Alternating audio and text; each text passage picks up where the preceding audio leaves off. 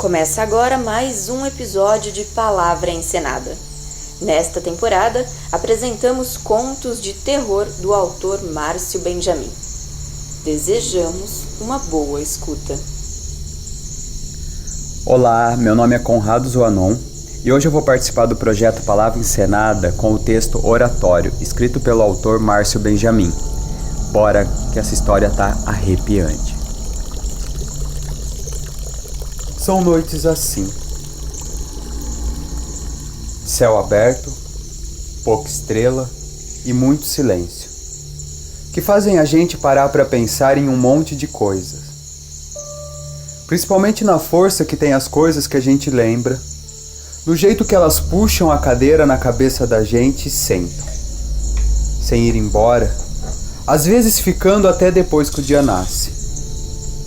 Quando tá tudo assim, tão parado que dá vontade de ver coisas que a gente não tá vendo. Quando sombra vira alma e as árvores do meio da rua se ajuntam todas, como se estivessem escondendo alguma coisa, é justamente nessa hora que as lembranças escolhem para aparecer. Diz que para uma pessoa começar a contar uma história do começo. Pensei em Era Uma Vez, pensei em um reino muito distante, mas acabei deixando pra lá. Porque o que aconteceu, apesar de meio esquisito, aconteceu foi por esses lados mesmo. A cidade ainda hoje é pequena, só você vendo. Diz que bonita e bem pintada como a maioria das cidades de interior. Com igreja, praça e gente pobre, muito velho, pouco novo, já naquele tempo, veja só. Sempre fui menino nascido e criado pelas bandas de fazenda. Cresci em mato, em sítio, tendo a sorte de ter de quintal à beira de uma serra, sem tempo para reclamar de falta de energia elétrica ou água encanada. Pra quê? Se passava o dia correndo e brincando, e já me cansava para dormir quando acendiam as primeiras lamparinas. E se no lado de fora tinha um mundaréu de terras e lagoinhas para banho. Meu pai nunca fora assim homem de lá muitas posses, apesar de nunca ter faltado nada em casa. Sempre trabalhador, mas cauteloso. Nunca se deixou levar pelas aventuras dos amigos de fora, com as novidades que traziam e nos contavam ansiosos, nas famosas galinhas de domingo organizadas pela minha mãe. Ou quase nunca, a bem da verdade, porque só uma vez, não sei se pela dificuldade de colocar o fumo novo no cachimbo, ou pela demora de minha mãe expulsar com delicadeza a visita, só uma vez, ele prestou mais de 5 minutos de atenção na conversa de um deles. Foi suficiente. Porque não se sabe como, mas esse cabra safado meteu meu pai no meio de sua conversa e fez o velho investir mais do que devia, mais do que tinha, em umas sacas de, veja só, café. Crê, um mundaréu de grãos avermelhados que ficaram mofando no alpendre por meses, emprestando a casa com seu cheiro, invadindo a comida com seu gosto. E mesmo pequeno, eu já não conseguia mais dormir logo depois que acendiam as lamparinas. Porque eram grandes as paredes da minha casa, mas também bem finas. E eu podia ouvir direitinho o murmúrio dos meus pais brigando. E uma discussão que sempre acabava com o choro baixinho da minha mãe, abafado pelo cantar dos galos. Era uma sexta-feira, a primeira da quaresma, cedo ainda, quando meu pai nem bem levantou e foi para os fundos da casa. Voltou com um galo debaixo do braço, pisando duro no chão da minha janela. Eu ainda era muito criança, mas achei aquilo estranho demais para ser normal. Naquela mesma noite, escutei do lado de fora um barulho de esporas no chão. Olhei pela brechinha da janela e vi meu pai descendo a entrada da casa, seguindo para os lados de onde se cruzam os caminhos da estrada. Voltou logo cedo, amparado pela minha mãe que foi receber ele na porta de casa. Pensei que era bebedeira, mas a afilhada de mãe que ajudava nos serviços de casa trouxe foi uma bacia com água e umas toalhas. 30 dias e 30 noites ele passou de cama, deitado sem nem se mexer. As vizinhas se reuniram em novenas intermináveis, mas nada parecia funcionar. Meu pai ia morrer. Mas nem bem se passou uma semana daquele dia, o velho levantou-se da cama como se nada tivesse acontecido e as coisas começaram a mudar lá em casa. As sacas de café sumiram não sei para onde. A plantação quase que se metia para dentro da casa de tão frondosa. A minha mãe não chorava mais de noite. E eu já dormia de novo quando acendiam as luzes da lamparina. Tudo andava bem, como nos desenhos da Bíblia velha e dourada que a gente tinha em cima da mesa da sala.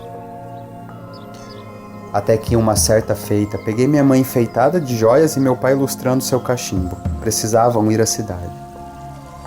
Fiquei com a afilhada de mãe e uma lista interminável de proibições.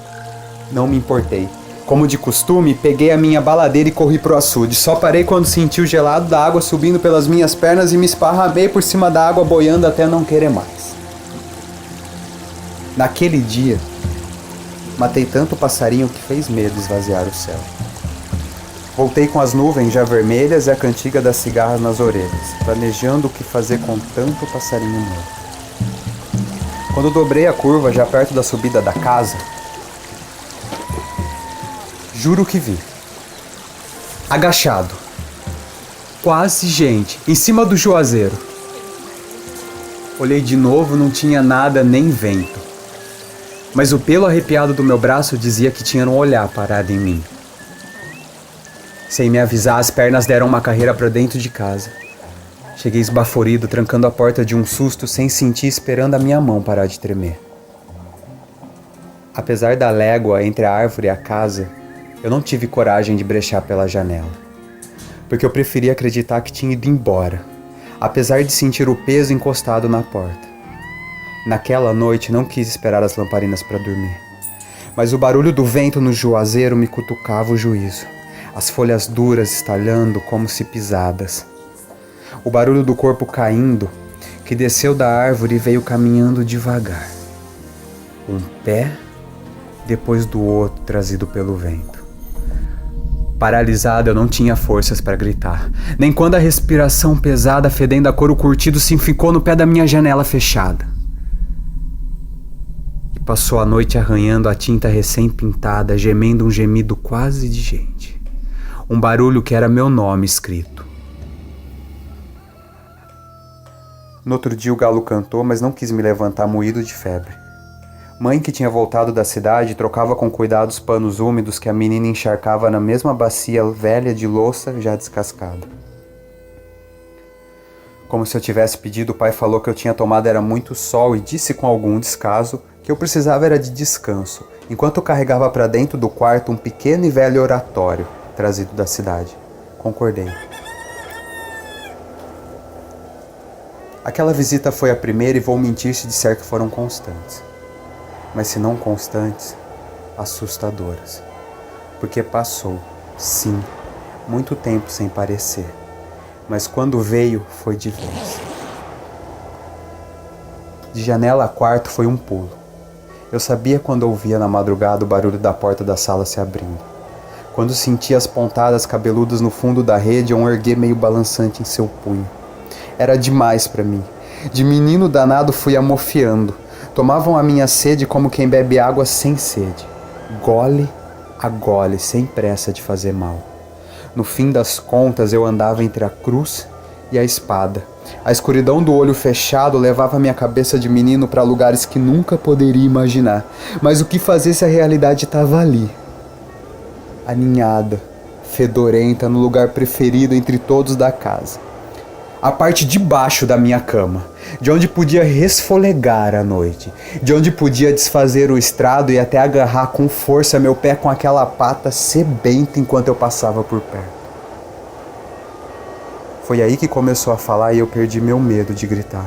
Encostado no canto da parede, eu não conseguia segurar a agonia que se formava na minha garganta.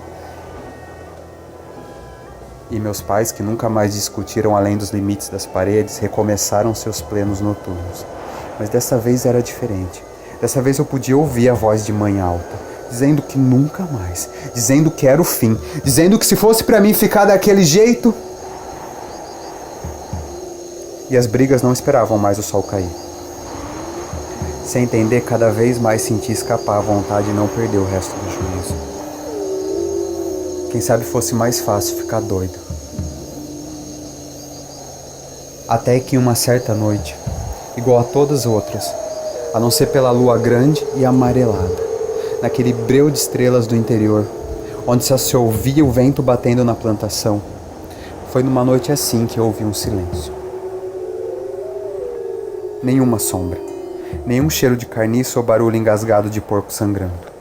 Aí eu sorri e gargalhei sem aperreio pela primeira vez em meses, beijando os tercinhos e santinhos que passaram a fazer parte do meu quarto, prometendo a cada um deles os mais abissais milagres, e comecei a dormir em paz. Ou tentei, porque eu ouvi, sem respirar, uma zoada seca em cima do telhado, um arrastar pesado. Foi olhar para cima e acompanhar as passadas fazendo gemer as telhas de barro, deixando cair o pó da cumeira, como as migalhas de João e Maria. Até que apareceu, de costas para a noite, entre mim e a lua, descendo do telhado para dentro do meu quarto.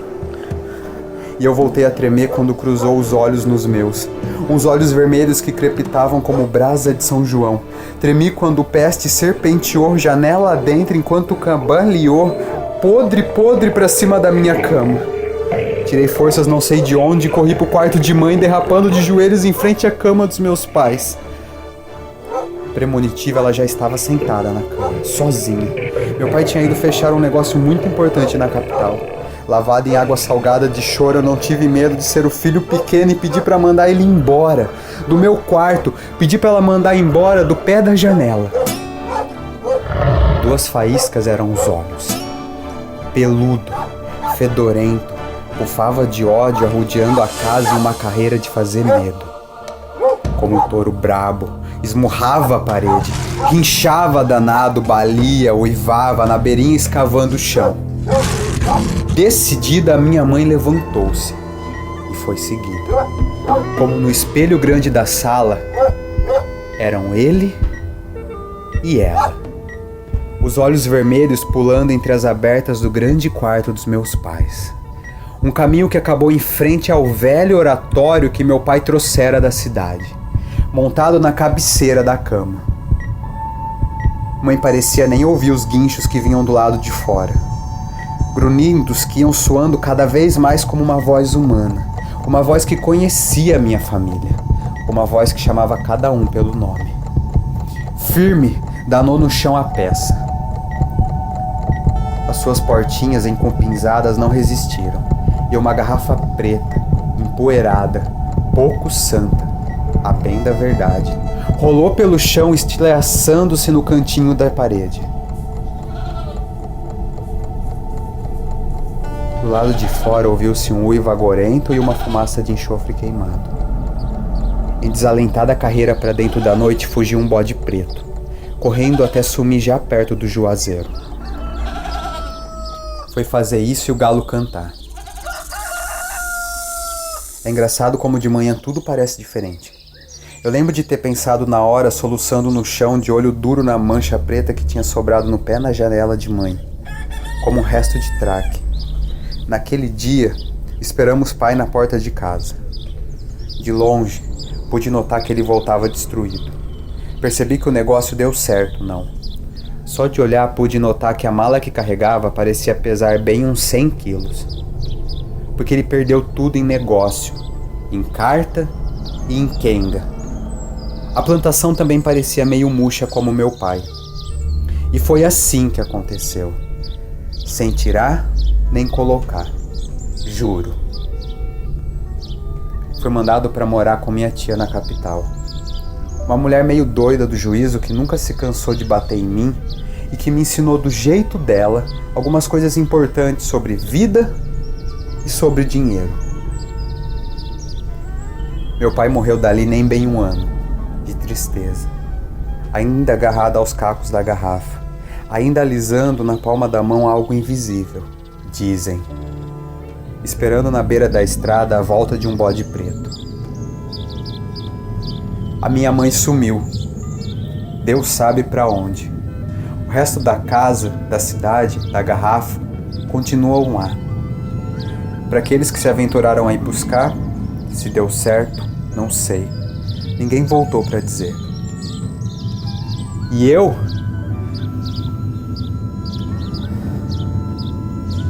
queria era muito dizer que aprendi. Queria era muito dizer que...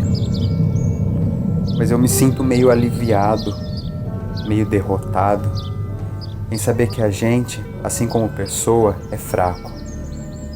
E que mesmo vendo alguma coisa dar errado, aninha no peito uma certeza de que na nossa vez vai dar tudo certo. É o que eu digo, mesmo quando penso na minha vida cheia de dinheiro, de mulheres e de poder, quando tenho certeza de que a minha parte do trato foi cumprida, ainda penso que posso fugir quando escuto um cheiro bem conhecido apodrecendo a porta da minha casa. Mas acabo dizendo: entre, a porta está aberta.